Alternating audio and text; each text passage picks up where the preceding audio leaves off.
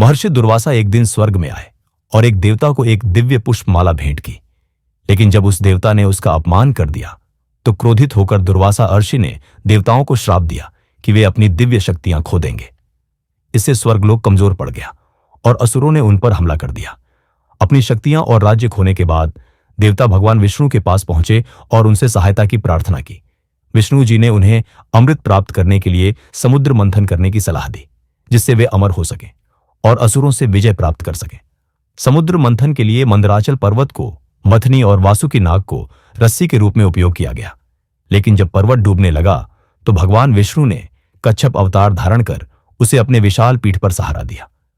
देवता और असुर मिलकर वासुकी नाग को खींचने लगे, जिससे समुद्र मंथन आरंभ हुआ और वातावरण दिव्य ऊर्जा से भर गया। मंथन से कामधेनु गाय, उच्च ऐश्रवा घोड़ा, कल्पवृक्ष, देवी लक्ष्मी, चंद्रमा और वारुणी मदिरा जैसी कई दिव्य वस्तुएं प्राप्त हुईं, जिन्हें देवताओं और असुरों के बीच बांटा गया। देवी लक्ष्मी ने भगवान विष्णु को वरमाला पहनाकर अपनी संगिनी के रूप में स्वीकार किया। इसी दौरान समुद्र से सबसे पहले हलाहल विष निकला, जिसने समस्त संसार को संकट में डाल दिया। लेकिन भगवान शिव ने इसे अपने कंठ में धारण कर लिया, जिससे उनका गला नीला हो गया और वे नीलकंठ कहलाए। अंत में समुद्र से अमृत कलश प्रकट हुआ, जिसे पाने के लिए देवताओं और असुरों के बीच संघर्ष छिड़ गया। तब भगवान विष्णु ने मोहिनी अवतार धारण कर अपने दिव्य सौंदर्य से असुरों को मोहित कर लिया और चालाकी से सारा अमृत देवताओं को पिला दिया।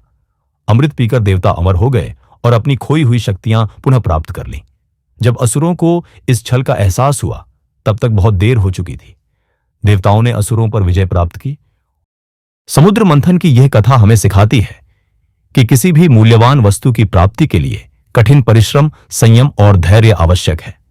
यह कथा बुराई पर अच्छाई की विजय और समर्पण की शक्ति का प्रतीक है। राधे राधे।